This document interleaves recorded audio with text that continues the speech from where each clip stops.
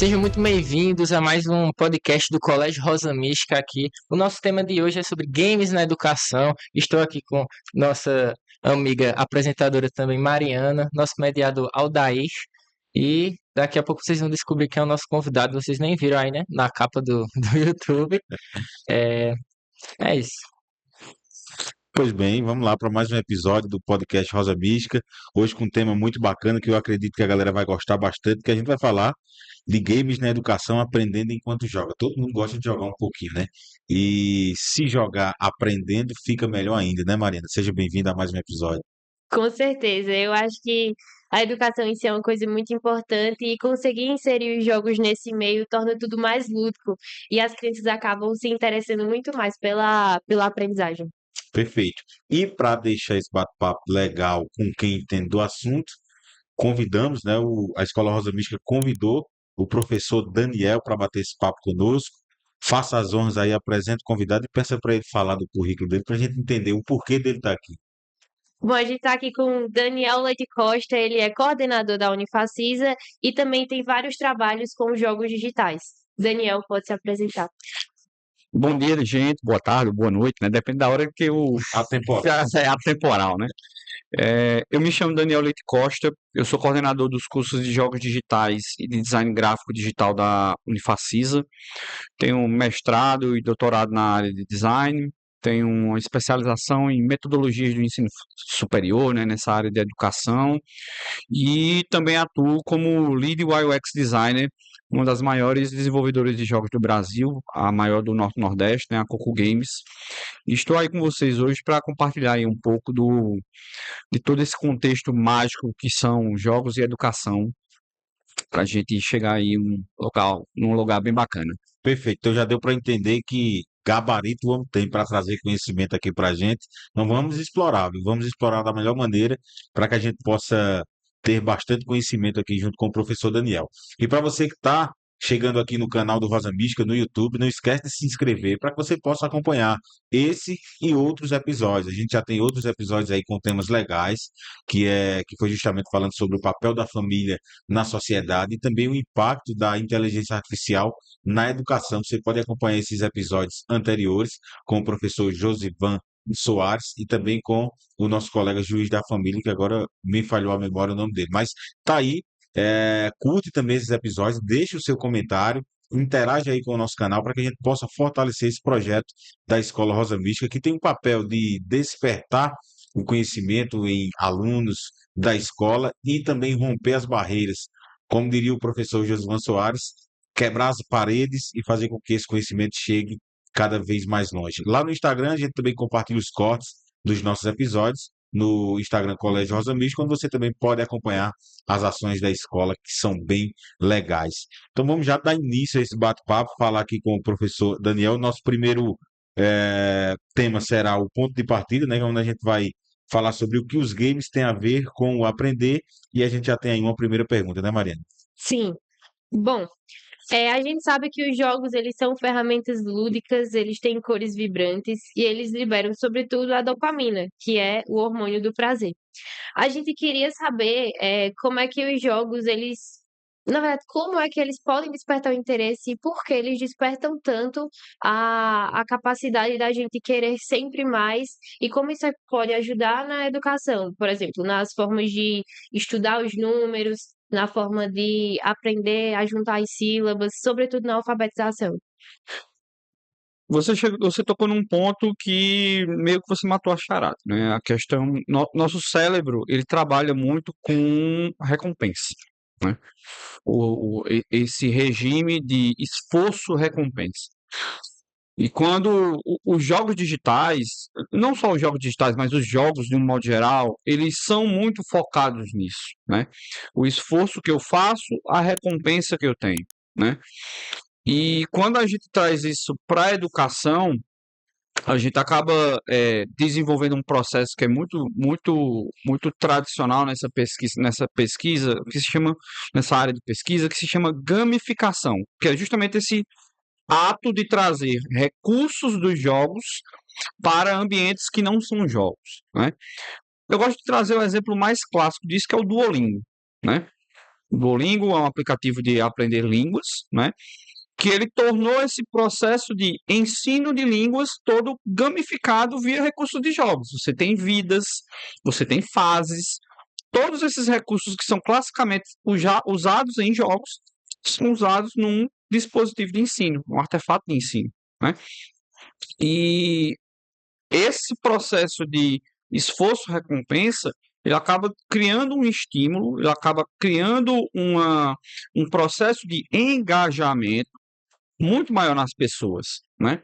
É para tanto que o Duolingo é um fenômeno, né? Muita gente, eu não gosto de aprender inglês, eu não quero aprender inglês.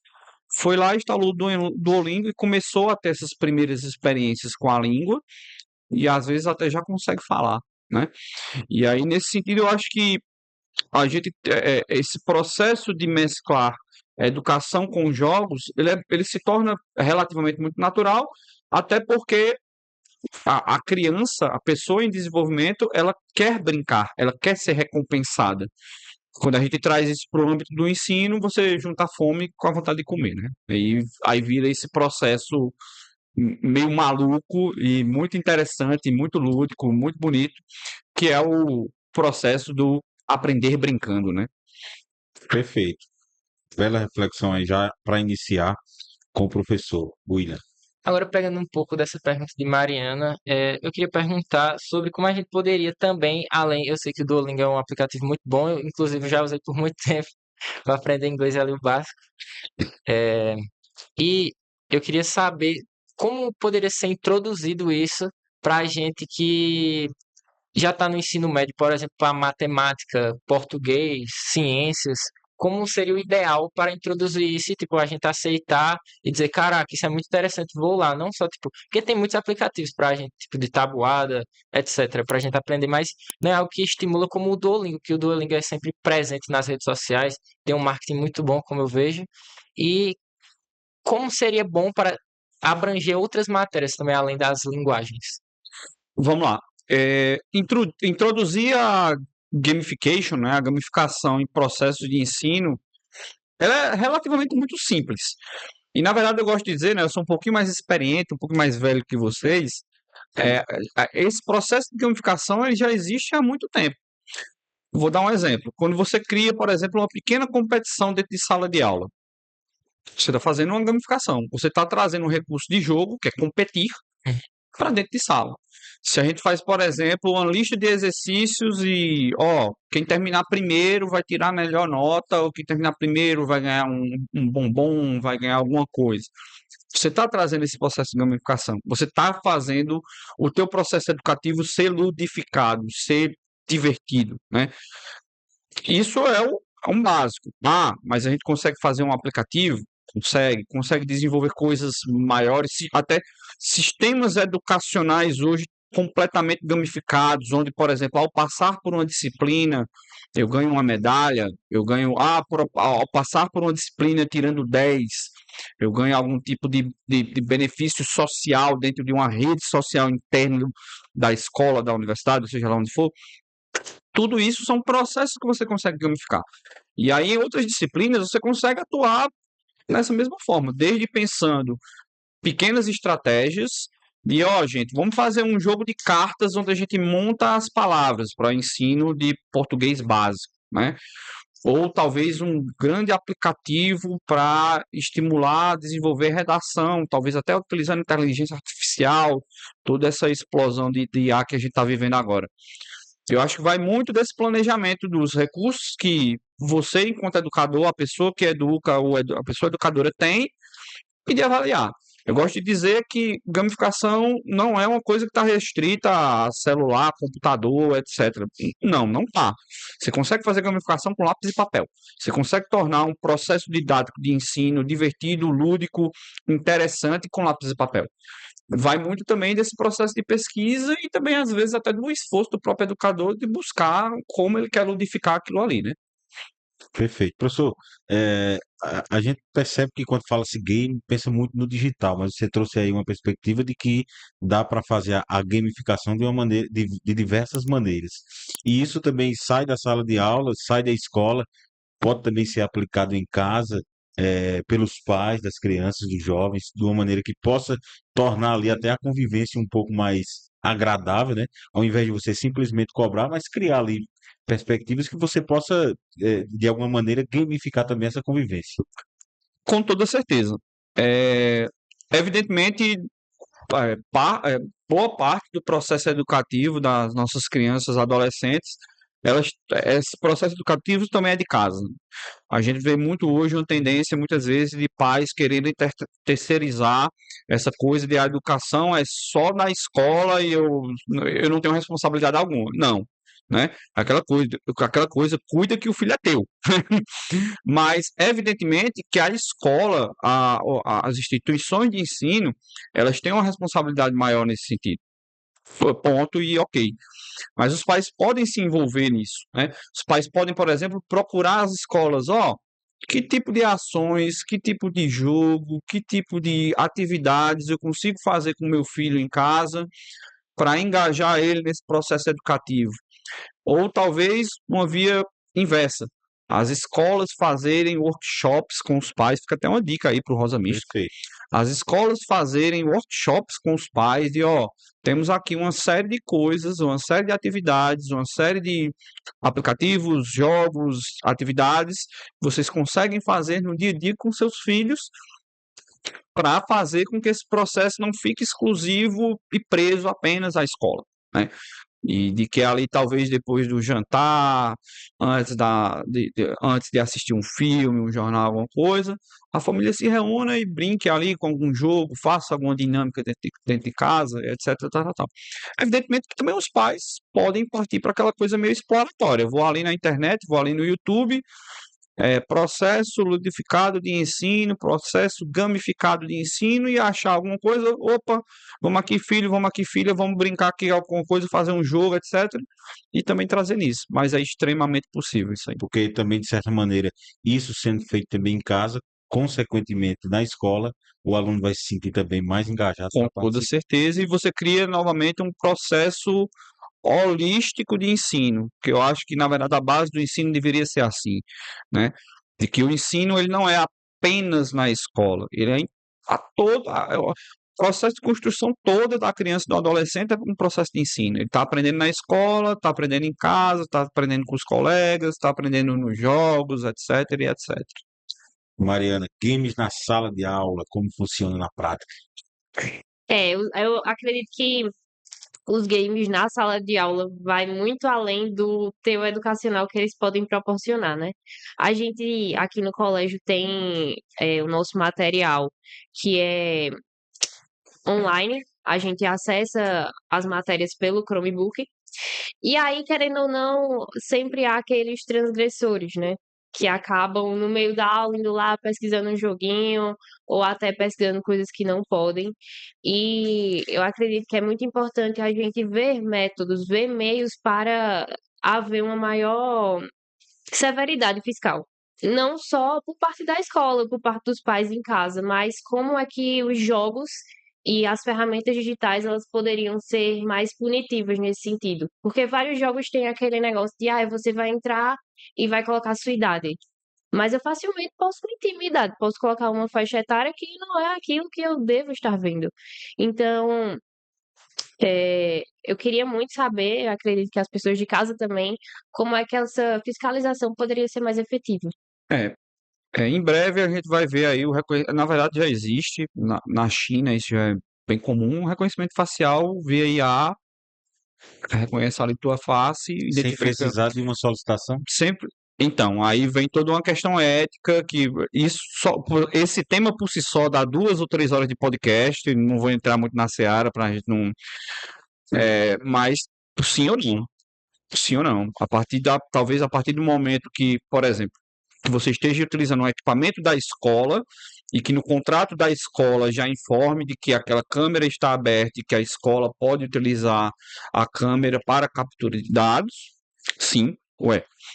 E a partir do momento que talvez a escola identifique que o aluno está fazendo isso, acessando um conteúdo que não é legítimo para aquele horário de aula dele, dizer corta, chamar um professor, o professor puxa a orelha ali de fulaninho e fulaninha, etc, blá blá blá, né? Mas as soluções para isso existem, né? O que hoje IA, reconhecimento facial, reconhecimento por voz, reconhecimento por acesso, de geolocalização, se eu estou vendo que Mariana, né? Mariana. Mariana, se a Mariana está na geolocalização de uma escola do ensino fundamental que só vai até tal ano, por que ela está acessando esse conteúdo aqui? Ah, não, mas ela é professora, será que ela é professora? Tem como a gente identificar? Hoje em dia isso não é tão difícil de ser feito digitalmente, né? Hoje, talvez o grande problema seja essas questões éticas de como esses dados vão ser tratados, de como é isso, né? Mas eu acho que as soluções, na verdade, já estão aí, né? Perfeito. William, Sim, Daniel, eu queria saber se já teve algum jogo digital que foi usado em sala de aula que fez com que os alunos aprendessem muito mais fácil. Além do aplicativo Kahoot, que eu acho que é muito usado, tipo, normalmente hoje em dia, que tem um sistema de perguntas e recompensa. O Kahoot é o caso clássico, né? Todo mundo, o que utilizar na sala de aula para ludificar uma coisa? Kahoot, porque é um jogo, assim, nada contra o Kahoot, é um processo, é um jogo, um artefato sensacional. Já utilizei Kahoot com força, mas ele é né? Você vai ter outras incontáveis possibilidades. Existem board games que ensinam história, existem board games, jogos de mesa, de tabuleiro que ensinam geografia, que ensinam matemática, que ensinam português. Existem jogos digitais que ensinam português, matemática, etc. E cada área dessa vai ter uma série de jogos, alguns muito específicos, alguns muito amplos, que ensinam essas matérias. Vai, evidentemente, o professor abrir, explorar, procurar, entender o que é que ele quer ensinar, entender o que é que ele quer abordar ali e achar o melhor artefato. Mas tem também o que eu gosto de apresentar como processo indireto. Como o que é um processo indireto? Processo indireto é, por exemplo, você ensinar lógica por meio de programação. A própria linguagem da programação ela é muito matemática, ela é muito específica, ela é muito centrada na lógica e na matemática. E de que você ali com. Existem joguinhos que ensinam lógica como Lego. Você monta programas, abre aspas, você monta pequenos algoritmos com peças de Lego. E de você, nesse processo, está ensinando lógica para uma criança de 5 anos de idade, de 4 anos de idade. E vai muito desse processo. Hoje, né, assim, tanto na língua portuguesa como principalmente na língua inglesa, você vai achar muita solução, muita coisa bacana para várias áreas. Português, desde essas áreas mais básicas do ensino, português, geografia, matemática, história, etc, etc, a coisas mais específicas, por exemplo, trazendo contexto dos jogos digitais, desenho, programação, animação, né? Você tem muita coisa para você utilizar nesse sentido. Muita coisa mesmo. Inclusive, Daniel, eu tava um dia comum na minha vida, eu tava assistindo TikTok, aí eu vi um professor que levou um PlayStation 4 para a sala, e provavelmente ele era professor de geografia, e ele colocou o jogo Red Dead 2, que ele tava ensinando era sobre curvas de nível, que é tipo no mapa lá que tem uns tracinhos, para você que já viu um mapa nos jogos, o mapa comum, que tipo para saber a altitude tem uns tracinhos assim. Aí quanto mais largo ele é, mais longe eles estão, é porque está subindo. É como se estivesse indicando que tem uma montanha ali que você vai subir a montanha. Quanto mais próximo, é que é menor, basicamente. A gente tem vários, assim, nesse ensino indireto, que eu chamo de ensino indireto, né? Depois eu vou até tentar escrever um artigo sobre isso. A gente tem muito exemplo. Muito exemplo. Existe uma franquia de jogos chamada Assassin's Creed, que ela é muito baseada em narrativa histórica.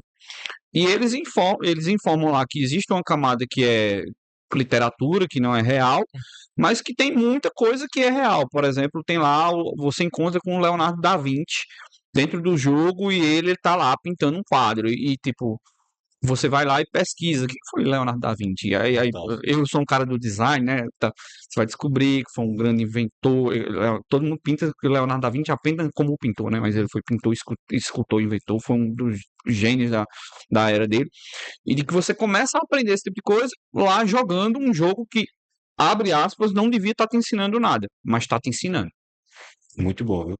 Muito bom, eu já fiquei até curioso. Quero jogar.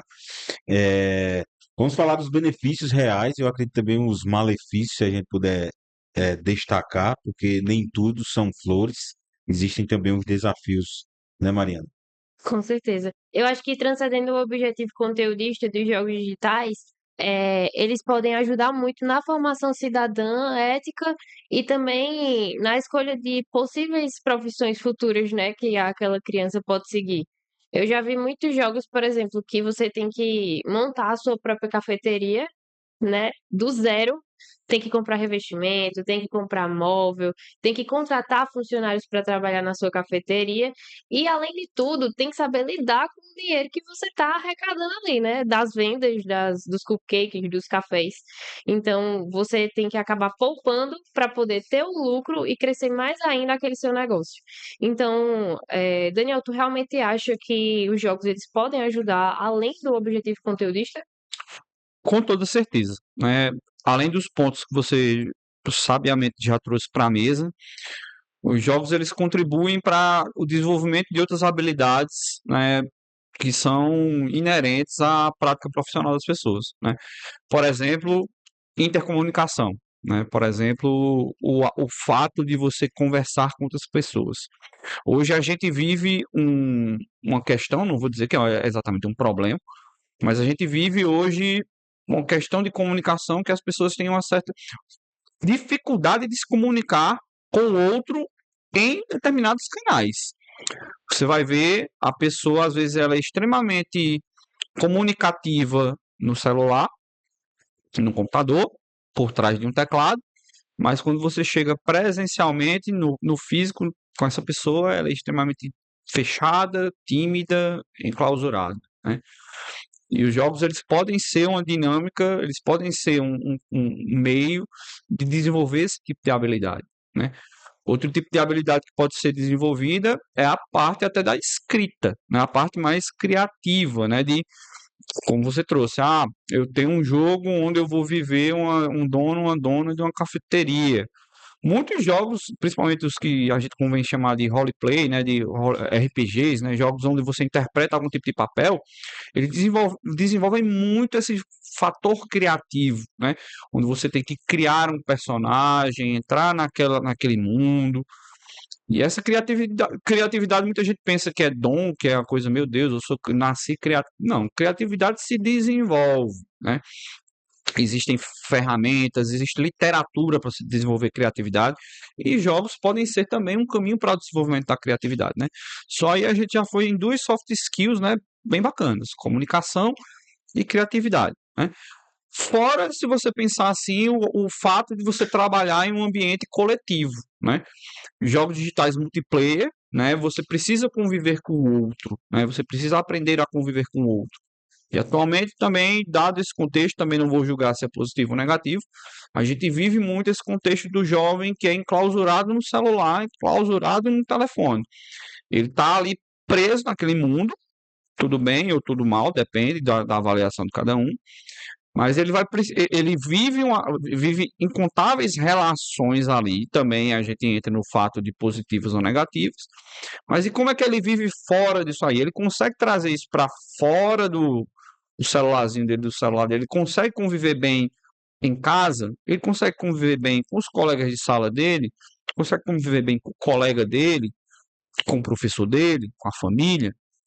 E aí eu acho que os jogos, se a gente conseguir não, que é possível, começar a trazer esse tipo de convivência, esse tipo de relação, esse tipo de experiência também para fora da sala, os jovens podem, a gente pode ter essa melhoria e esse desenvolvimento dessas habilidades. Daniel, a gente está falando com um especialista, mas eu acho que também existe um desafio aí para os professores, né? Porque os professores, por muitas vezes, estão noutra faixa etária e por muitas vezes também não entendem bem esse universo do gamer, que as crianças, que os jovens estão inseridos. Então, como lidar também com esse desafio para os professores? Seria também um papel da escola de tentar buscar possibilidades de potencializar nos professores essa habilidade, para que eles saibam lidar com os alunos? Com toda certeza, é uma responsabilidade, eu acho que tanto da escola como também do próprio professor, né? O professor ele tem que entender que ele está dando aula ali para um tipo de aluno e onde aquele aluno, qual é o contexto daquele aluno. É um contexto digital, é um contexto onde ele está dia e noite no celular, dia e noite no Roblox, dia e noite ali no TikTok, no Instagram e etc. Ele tem que estar se preparando, estar se contextualizando para isso. Até por comunicação, né? De você chegar, o aluno falar, professor, viu uma trend no TikTok, e o professor, o que é uma trend no TikTok? Né? É meio irreal, mas existem esse tipo de casos, existe esse tipo de caso. Mas também a gente simplesmente colocar essa carga nas costas do professor, eu acho que é um pouco injusto, né? A gente colocar essa carga apenas no CPF do professor, ela é injusto. Por trás do professor existe um CNPJ da escola. A escola é essa grande instituição que deveria não, deve ser esse grande apoiador desse desenvolvimento do professor.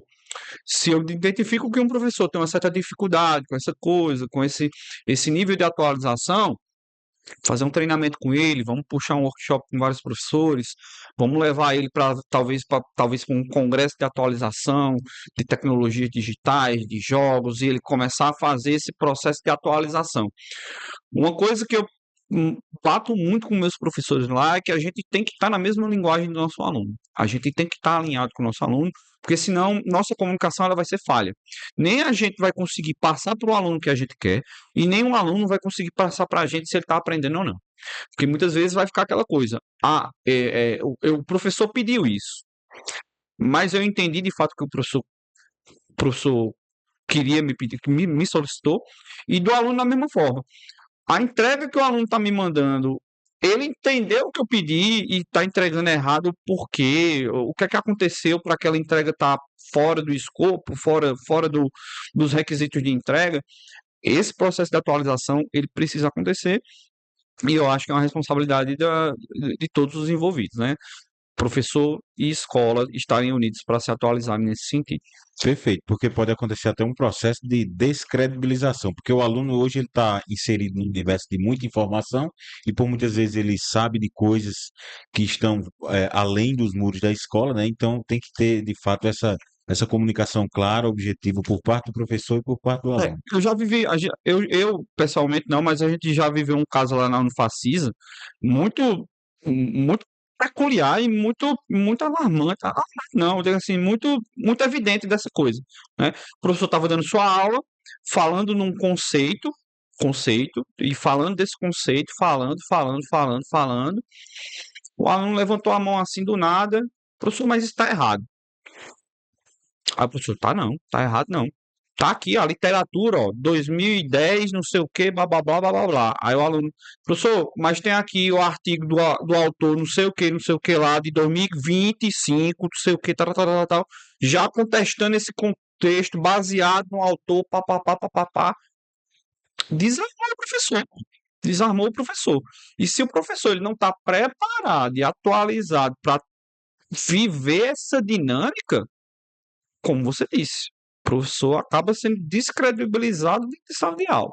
E aí essa preparação, toda essa questão de atualização, toda essa questão de vivência é meio louco, mas a gente, assim, eu como professor, você como professor também, a gente tem que começar a viver essa coisa da atualização constante. Constante.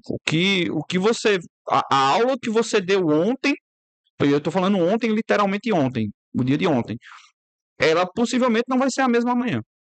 Quando a gente tinha, né, eu sou um pouco mais experiente, aquela coisa de eu preparei a aula, eu vou dar 6 anos essa mesma aula. Não existe mais isso. Não existe mais isso. Você dá uma aula hoje, se você for dar ela de novo amanhã, você vai ter que dar uma atualizada, porque surgiu uma coisa nova, uma ferramenta nova, uma técnica nova. Perfeito. E eu dou até um testemunho aqui dos meninos, né? Porque assim é impressionante o grau de desenvolvimento intelectual, a maneira como eles perguntam, e isso, claro, corresponde também muito ao potencial da escola, o que tem desenvolvido neles. E dá para ver que se não tiver preparado para um embate, para um debate com vocês, tem que ter conhecimento, tem que saber conversar. E parabéns para vocês. Vai, Igor. Obrigado. Antes de nós irmos para o próximo tópico aqui, eu queria perguntar algo que foi um pouco do que Mariana falou, que era do benefício. A gente sabe que muita inteligência artificial está vindo aí, o meta, o mundo meta está vindo, e eu queria saber como pode ser beneficiado, tipo, jovens, que são mais jovens, que entram nisso de, tipo, criar mundos dentro dos jogos de meta que tem, por exemplo, no Fortnite, você cria seu mapa lá dentro do Fortnite e consegue ganhar dinheiro com isso, ou no Roblox.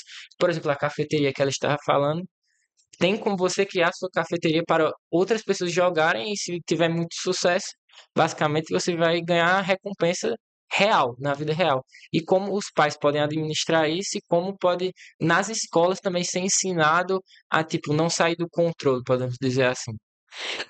É, eu, a- é, é muita coisa, não vou me estender muito não, porque senão a gente vai passar 2 horas falando também, mas parte, eu acho que do processo da transformação do próprio ensino médio, né? Assim, isso é uma coisa que é um debate também muito longo, né? Porque o ensino médio ele também precisa ser transformado, né? Essa coisa de ensinar apenas e exclusivamente português, matemática, geografia, tal, tal, tal, tal, tal, tal, tal. Hoje a gente tem, por exemplo, a informática, vou chamar de informática de um modo geral, mas a informática como uma linguagem que tem escola que aborda. E que, não, mas o jovem aprende em casa, o jovem aprende com um colega, mas e a usar a informática da forma correta? A saber fazer uma pesquisa da forma correta, que pode virar, inclusive, depois desse cara se transformar num pesquisador de fato, né? Um pesquisador científico, produzir paper, ciência, etc. Né? E como isso em algum momento vai entrar no ensino médio como uma diretriz do MEC, bonitinha, etc, blá, blá, blá, blá, blá. Que aí entra essa coisa de criar mundos no meta, de criar negócios, né? Monetizar. Monetizar as coisas, de como se pensar um negócio. Hoje você vê também essa eclosão de startup mirim, de influencer mirim, etc, blá, blá, blá. Também não vou entrar no mérito ético disso aí, de estar certo ou estar errado, mas de preparar essa galera para isso, de preparar esses alunos para isso, para o bem ou para o mal, deles estarem prontos para isso, né? Eu acho que aí é uma discussão que é muito alto nível, em termos de, quando eu digo alto nível, de tipo, é decisão a nível Brasil. Pera, o Ministério da Educação vai pensar as diretrizes do ensino médio, vai abordar a informática, vai abordar esse tipo de questão, vai incluir isso na formação dos nossos jovens ou não? E aí fica essa provocação aí até para os nossos espectadores, para as pessoas começarem a pensar. Hoje, agora, o ensino médio está preparando as pessoas para entrar na universidade de forma ok, assim, preparar mesmo? A minha pergunta é uma pergunta, e a minha resposta hoje é não sei. É É reflexivo. reflexivo. É uma coisa que tem que, de fato, se pensar, e aí a gente está num debate que envolve muita coisa, que é enfim, o governo federal, mas é algo que tem que se pensar de fato, e em breve tem que buscar, de fato, essa desconstrução do que a gente vive hoje, que é tão engessado, né, Mariana? Sim. Partindo mais para os pontos negativos do nosso assunto de hoje, é, quanto ao tempo de tela, como é que a gente pode equilibrar o uso dos jogos com outras formas de aprendizagem? Porque a gente sabe que, querendo ou não, acaba sendo tão lúdico que as crianças elas se viciam, né? E vício é tudo aquilo que afasta você do convívio social, do convívio da sua família, do convívio até dos próprios colegas da escola. Então, como é que pode haver essa questão do controle para não acabar indo além do necessário? Você mesmo respondeu, o controle. Eu acho que pais e escola, em parceria, estabelecerem um controle disso aí, né? E trazer opções para mitigar isso. Eu quero tirar 2 horas de tela do aluno. O que é que ele vai fazer nessas 2 horas? Vai jogar bola? Vai jogar um board game? Vai aprender um instrumento musical? Vai aprender escultura? Vai fazer corrida? Vai soltar pipa? O quê? Eu acho que se pais. Alternativa tem. Alternativa tem, porque, novamente, a minha geração, eu sou de uma geração que eu não fui educado no digital. A minha formação na parte da universidade é que já pegou a parte do digital. Mas eu me eduquei. Eu fiz meu ensino médio sem celular. Fiz meu ensino médio sem computador. E fiz. E fiz, desculpa a verdade, um bom ensino médio. Porque hoje essa geração não pode fazer. Eu acho que o que existe hoje é talvez essa falta desse controle, dessa regulação. De, vamos fazer a escola criar uma sala de jogos que não é jogo de computador, uma sala lúdica. Aí tem board game, baralho, dominó, instrumento para os meninos tocarem, mesa de desenho, coisa para esculpir. Coisa tem. Assim como em casa também. Ó, tu vai ter direito a 4 horas de tela na tua noite, no teu dia fora da escola. O resto é outra coisa, leitura de livro. Pronto, desculpa só interromper, mas a leitura, como encaixar também a leitura dentro dessa perspectiva, porque a gente vê cada vez mais as pessoas distantes da leitura e com preguiça mesmo de ler. Aí eu tava comentando com o Emanuel de que é fenomenal que hoje você tem acesso a qualquer livro que você imaginar na sua vida no seu celular. E essa é uma das gerações que menos lê livros na história do mundo. A galera lê pouco. Na verdade, eles leem muito, mas leem muito conteúdo de qualidade. Eles leem muito TikTok, Instagram, tarará, não entra no método de bom ou ruim, se é entretenimento ou não. É outras 2 horas de discussão. Mas se você pegar, tu leu quantos livros esse ano? Livro. Tu leu quantos livros esse ano? E você se assusta. Se você perguntar, você se assusta. E o acesso é fácil. Você tem hoje bibliotecas gratuitas gigantes. A própria Amazon tem incontáveis livros gratuitos. Você tem. Tá aí. Tá aí. Né? Mas tá, beleza. Tira do celular. Compra livro físico, papel. Físico. Barato, não é tão caro. Hoje eu me espanto. Eu ainda sou um grande comprador de livros. E eu estou comprando muito livro que eu pensava que há anos não ia conseguir ler. Hoje eu vou lá, compro um livro físico e chega na minha casa. Compra um livro físico, compra um livro de papel. Você está tirando da tela. Ah, não, mas o Kindle é mais ágil, não sei o que. Tá, compra o livro em papel que você está tirando o cara da tela. Ah, porque quando tá lá no Kindle, no celular, aparece a notificação, eu vou ver, aí perdeu. Aí o cara já se perdeu. Enquanto que no livro de papel você imerge naquela coisa, tem todo o rolê, é sensacional. É Sensacional. perfeito. E existe também movimentos hoje para fortalecer essa perspectiva da leitura e também de escritores, de pessoas que possam se propor a escrever livros e colocar suas ideias. Existem plataformas hoje que você cria um e-book, a plataforma vai lá e vende por demanda o livro físico. Também isso é muito bacana. Já pensou, William, escrever um livro aí no futuro, quem sabe? Pensei já. Pensou? Já pensei. Dizem que Mas na vida a gente tem que escrever um livro e plantar uma árvore, né? Para fortalecer a nossa existência. Já escreveu o livro? Já pensou? Já, eu tem um livro da minha tese de doutorado escrito, ele está para ser publicado agora no final do ano, e eu estou fazendo um outro livro sobre o AI em jogos, né, as interfaces em jogos, que também em breve eu devo estar lançando aí, depois eu mando uma cópia aí para vocês. Perfeito. Não, você vai voltar aqui no Bora, Cadê tá, Manuel? tá, Voltar aqui para fazer o lançamento tá e falar alinhado, de outras perspectivas, né? tá alinhado. O futuro da aprendizagem nos games, Mari. Bom, é algo bem promissor, né? Bastante. Porque se a gente for olhar para o futuro, é de certeza que os jogos eles vão estar inseridos na vida, eu acho que de quase todo mundo. Mas Esses jogos, eles podem, algum dia, assim, no futuro bem distante, a longo prazo, podem substituir esses métodos tradicionais de ensino que a gente tem na escola. Por exemplo, os métodos de alfabetizar, de juntar B com A, de escrever no quadro, de treinar a letra, de fazer tudo isso. Tu acha que pode substituir totalmente e tornar essa educação tradicional obsoleta? Olha, completamente a curto prazo, médio prazo, não. A longo prazo, eu diria que sim, né? Na verdade, a gente já está vivendo isso. Eu jogo até a pergunta para vocês dois. Vocês escrevem hoje? Muito pouco.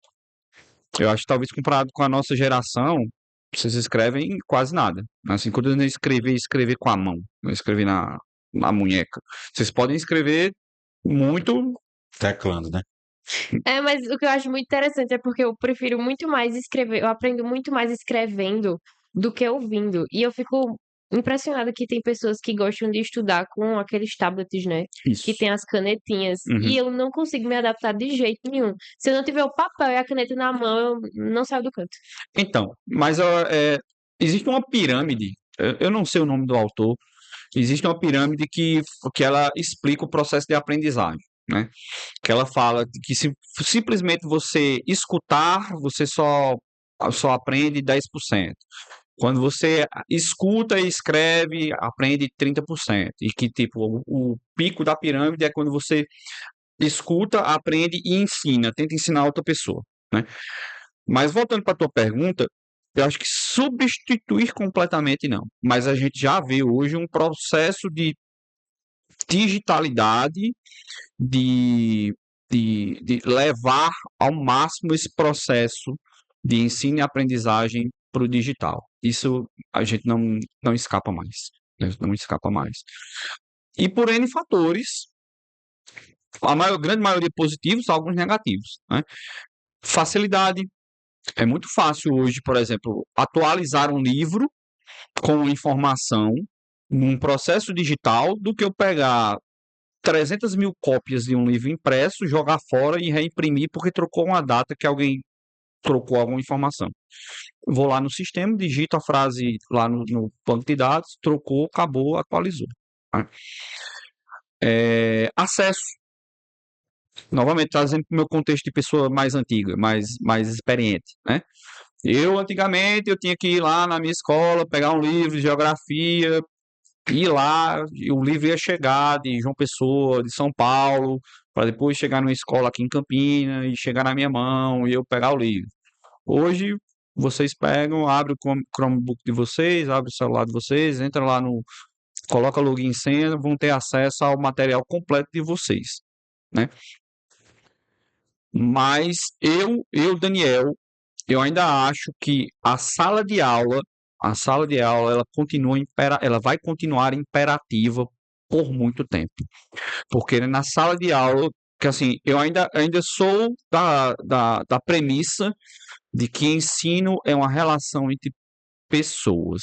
Assim, um ensino é uma relação entre professor e alunos. É possível existir ensino sem professor? É possível. Mas eu ainda acredito muito nessa. Pode ser um pouco ufanista, um pouco romântico. Eu sou muito dessa perspectiva do professor enquanto esse cara que potencializa as pessoas, esse cara que eleva o aluno, né? Esse cara que transforma o aluno. E graças a Deus eu vejo isso muito na minha realidade de curso, né? Hoje é relativamente muito fácil você entrar na internet, procurar incontáveis cursos EAD de jogos digitais. Incontáveis, vai achar de bolo aí. No entanto, eu já cursei, inclusive, um curso desse para poder falar isso que eu estou falando. Você não cria a mesma relação que você tem quando tem uma pessoa te ensinando. Quando tem uma pessoa que conhece, que está ali tentando te entender, tentando te preparar, quando não é simplesmente uma videoaula, abre aspas, técnica de uma pessoa por trás de uma câmera que foi gravada e editada, bonitinha, etc.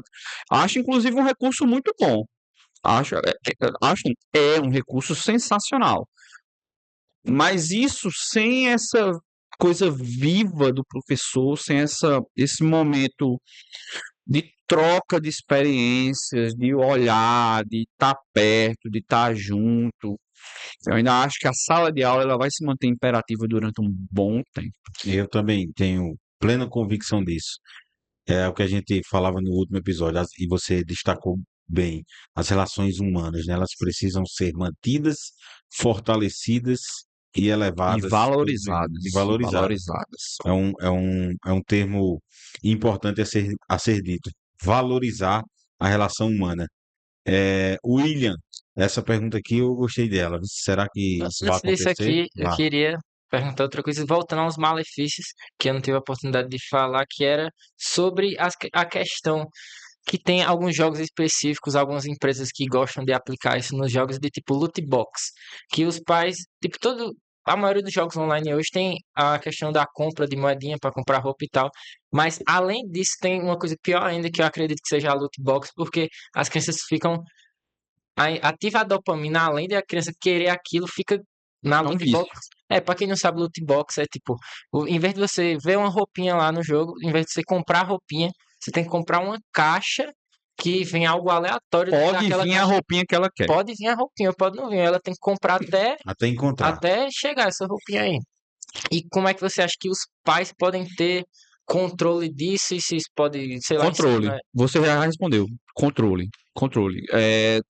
Tá vindo um projeto de lei a nível nacional proibindo, inclusive, se eu não me engano, está proibido loot box para jogos que tenham classificação menos 18, Uhum. né?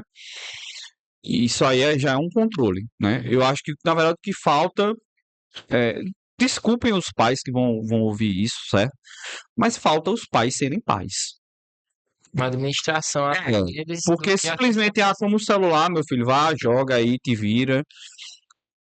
Falta você, enquanto pai, mãe, mediar o que é que teu filho e tua filha tá consumindo ali dentro, né?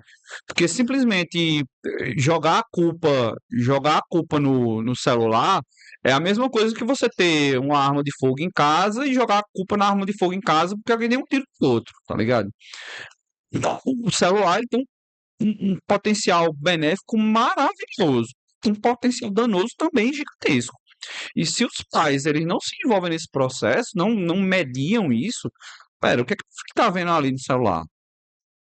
Se você não sabe, se você, pai, não sabe, você tem um problema.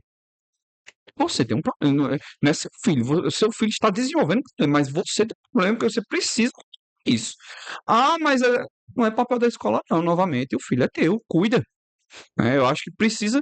A gente vê, eu vejo muito isso. Os pais que terceirizam essa coisa. Ah, não, meu filho tá no celular, tá lá com a tela travada lá, zumbi, zumbi. Ah, não, tá bem, tá tudo bem com ele lá. Ele tá lá quietinho, não tá fazendo Tranquilo. zoada, Não tá me dando não tá aperreando, não tá quebrando nada dentro de casa, tá tudo bem. Será que tá tudo bem com o que ele tá fazendo ali dentro? Tem que ter muito cuidado. A gente vive num momento da humanidade em que o digital ele tem esse poder benéfico, como você falou, e tem que ter cuidado com os malefícios, como o William trouxe. Essa pergunta aqui eu vou fazer para o professor e eu vou ampliar. A pergunta é aqui: você acha que a escola pode se transformar em um grande jogo com missões e recompensas? Você, nessa sua trajetória de especialista em gamer, a vida é um grande jogo, na verdade, que a gente precisa estar sempre em busca de conquistas e recompensas e desafios. Querendo ou não né? Mas eu não gosto muito de colocar essa coisa da vida como um jogo, porque a gente tem gente que tem jogos melhores, né? Tem gente que tem contextos de vida mais fáceis, né? E aí é um pouco injusto a gente comparar, por exemplo, um estudante de uma cidade do interior da Paraíba que para poder ir para a escola pega 2 horas de ônibus, o ônibus quebra, poeira, etc. Acorda 4 horas da manhã com um carinha na cidade de São Paulo que a escola é do lado, toda digital, toda bonitinha, né? É um jogo injusto, né? Se a gente for colocar nessa comparação com o jogo, é um pouco injusto, né? Mas nesse processo, a gente lá na Unifacisa tem um projeto meio longo prazo de sim tornar o curso, um grande jogo, abre aspas, todo gamificado, né? Todo nesse processo de gamificação que eu falei. Por exemplo, o aluno vai lá e apresenta um artigo num SB Games, né, que é o maior simpósio de produção científica de jogos digitais na América Latina. A Unifacisa a gente teve lá em Salvador semana passada. E o cara ganha uma estrelinha, né? O aluno que tira 10 em todas as matérias, ele tem um benefício social lá, alguma coisa, né? O aluno que está sempre presente em sala, tem que ter algum destaque, né? A gente tem um projeto de gamificação do curso e acredito que a grande maioria das escolas de universidades, elas vão ter processos mínimos, na verdade já existem, de forma menos organizadas, mas em breve a gente já vai ter isso como um produto vendido aí para muita escola, talvez até capaz de em algum momento vocês adotarem um sistema parecido. Mas é uma tendência. É uma tendência porque ele cria esse processo de engajamento, né? Ele cria esse processo do estudante querer buscar coisas melhores, querer buscar um a mais, né? E não ficar naquela coisa do tirar o 7, né? E aí a gente acaba premiando, né? A gente acaba destacando aquele aluno que de fato, né? Não é só um 10 lá na caderneta dele. Aí o cara acaba tendo destaque dentro desse ambiente, etc, blá blá blá. Eu acho que é um processo bem bacana. Mas eu acho que também não é um processo fácil, não. É bem difícil. Perfeito. O futuro ele é promissor, é incerto e é encantador, justamente por isso, porque ele é incerto. A gente já vai chegando ao fim do nosso bate-papo. Queria perguntar para vocês quais foram os principais insights tirados desse episódio. Eu queria fazer uma pergunta Pode fazer. bônus aí. Uma pergunta bônus. Eu acho, o seguinte, tem duas perguntas, na verdade, eu vou meio Uma mesclar. só. Bora. Vou mesclar. Seguinte, eu acho que é 2017 ou é 2018, jogo do ano foi, quem ganhou foi God of War, só que tava concorrendo com Red Dead 2. De forma técnica, ou a sua opinião também, qual que você acha que era pra ter ganhado ali? Red Dead 2. Red Concordo. Dead 2. É unânime, é unânime. Foi o GOT. Foi o GOT. Teve Astro Bot esse ano. Mas sobre essa premiação, é uma premiação que ela é técnica, mas ela é também muito política. Quando eu digo política, política não no sentido de esquerda e direita, nada nesse sentido, mas uma coisa de que vamos premiar talvez ali uma empresa, alguma coisa. A premiação ela é muito contextual. Por exemplo, esse ano mesmo, a gente já tem aí o Clair Obscur Expedition 33, né, que é o jogo que todo mundo está dizendo que vai ganhar porque foi desenvolvido por apenas 33 pessoas, o que é uma mentira. É uma mentira, né? Mas a narrativa para ele ganhar já está sendo desenhada.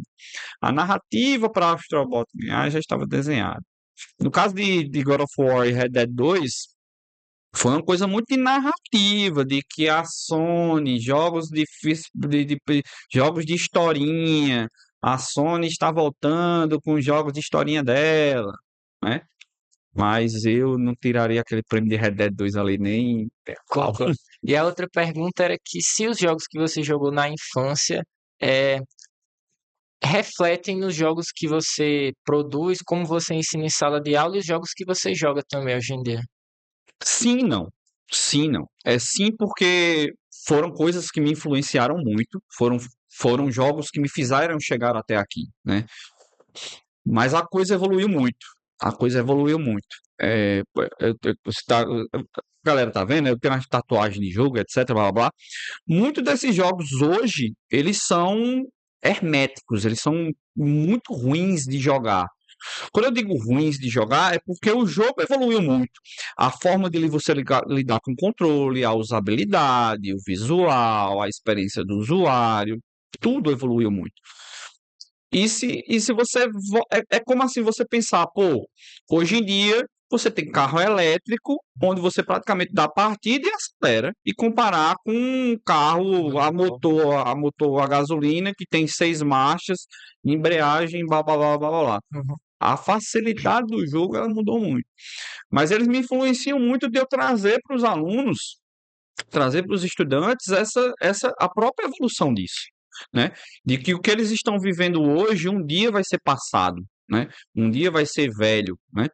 E a gente discute muito isso. Eu fui professor de uma disciplina de história dos jogos durante 13 anos, 13 anos, e eu discutia muito essa evolução técnica, cultural e da indústria dos jogos, de como isso foi uma evolução constante, e ali do 2D para o 3D, mas é bem bacana, é bem bacana. É uma coisa que eu gosto de alimentar muito dos alunos entenderem, é aquela coisa, entender o passado para poder se contextualizar no presente, para poder pensar o futuro, sabe? E o presente hoje ele tem vivido momentos nostálgicos, né, de busca de referências do passado para tentar implementar no presente, pensando também Com no toda futuro. certeza, porque o passado é aquela coisa, já foi feito e ele influencia, né? Traz essa influência pra gente no futuro, né?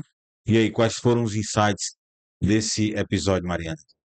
Eu achei muito interessante quando o coordenador falou que o tema ia ser jogos digitais, eu fiquei, meu Deus, jogos digitais, eu não sou muito adepta a esse conteúdo. Mas eu acredito que quando a gente começa a emergir, na verdade, e entrar dentro do mundo digital, começar a pesquisar mais um pouco, a gente entende que não está só ligado à técnica, àquilo de pessoas que só sabem lidar com aquilo. Acho que todo mundo consegue discutir sobre esse assunto e é muito importante, principalmente na escola. William.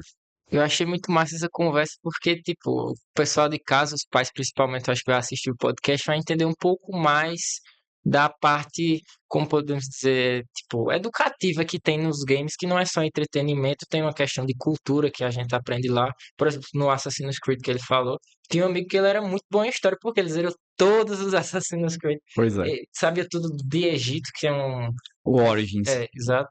Tem o Unity, que se eu não me engano é na Inglaterra, tem de várias questões, de vários lugares, várias culturas e que a gente consegue aprender com isso. E que os pais tomem cuidado com as suas crianças de saber administrar ali o que a criança está jogando, o que ela está acessando. Eu acho que se for bem direcionada ali, vai só ajudar a gente. Perfeito. E uma coisa que a gente nem colocou no debate, que é um mercado hoje que pessoas se tornam profissionais, são muito bem remuneradas e é também uma possibilidade de carreira, né, professor? Isso aí, vocês quiserem fazer um outro convite aí para depois a gente bater um segundo papo, isso aí Exatamente. dá um podcast sozinho, isso aí. Falar É sobre uma a perspectiva de de mercado, né? mercado, a gente bate um papo aí depois.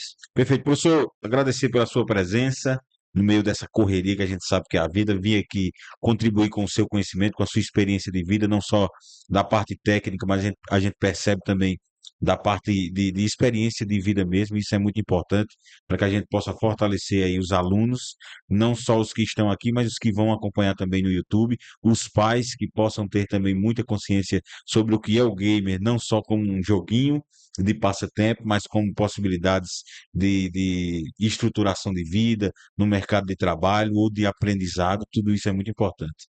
Maravilha, eu agradeço a Rosa Mística aí pelo convite. Fica aí já o meu convite para os interessados, os alunos, galera que está ouvindo aí a gente, quiser visitar o curso de Jogos Digitais lá na Unifacisa, siga o nosso Instagram, Jogos Unifacisa, e qualquer dúvida, pergunta, quiser fazer essa visita lá com a gente, é só marcar lá pelo Instagram, fica à disposição de vocês aí. Eu acho que foi um processo bem bacana e tamo junto, tamo junto. Perfeito. Mariana, qual a mensagem que você deixa hoje? A mensagem de sempre. Não se esqueça de se inscrever no nosso canal, ativar o sininho, curtir o vídeo, assistir os anteriores e compartilhar com os amigos. E a mensagem final, para resumir todo o nosso podcast, é que você aí de casa também pode aprender, porque as formas de aprender ludicamente não é só para criança ou para adolescente. Você aí, idade não tem, aprendizagem não tem faixa de idade máxima ou mínima. Então você aí também pode utilizar de todos os métodos educacionais para poder construir uma formação cognitiva melhor a cada dia. Perfeito. E aí, William, qual a sua mensagem final de hoje? Rapaz, minha mensagem é: vocês que são gamers aí, você sempre vai conseguir subir de level fazendo suas recompensas, etc. Sigam o que vocês acham que é certo. Como eu já falei isso no primeiro episódio, assistam lá que eu tô lá. É, que vocês vão conseguir chegar longe, eu tenho certeza disso. conseguir chegar no level máximo, podemos dizer assim. E novamente falando aos pais, prestem atenção na questão dos filhos de vocês, para vocês conseguirem engajar ele para o lado certo. Não só deixar ele como se ele tivesse um nível de responsabilidade de conseguir sozinho saber o que deve fazer. Você tem que ir lá, dar a mãozinha para ele, você tem que ir para aqui, tá ligado? Então, boa sorte aí para vocês. Tamo junto. Show de bola. O William é desenrolado demais. Viu? Obrigado, William, Mariana, professor, para você que nos acompanhou até o final desse episódio. Esse é o podcast da Escola Rosa Mística, que tem como objetivo fortalecer o debate desse universo, né, que a gente vive, o universo educacional, da vida, trazendo aqui temas bem interessantes. Já falamos sobre o impacto da inteligência artificial no ensino, falamos também sobre o papel da família na sociedade, e neste episódio tratamos aqui sobre o gamer e a educação, como a gente pode unir e fazer com que as coisas possam se fortalecer juntamente. Então não esquece, como a Mariana já disse, de se inscrever nesse canal, compartilhar aí com outras pessoas, outros pais, outros alunos, para que eles possam ter acesso a esse conteúdo. Agradecer a equipe técnica hoje, que estava fantástica ali, viu? O Vitor comandando a galera ali, que participou intensamente da nossa gravação, a equipe de social media também, produção. Parabéns a todos, parabéns à Escola Rosa Mística, mais uma vez, na pessoa do coordenador Júnior, Emanuel Júnior. Todo mundo fala Júnior, né, Júnior? E a nossa querida Antônia de Padre, que é a coordenadora geral da escola. Esse é o podcast Rosa Mística e a gente deixa o convite até o próximo episódio.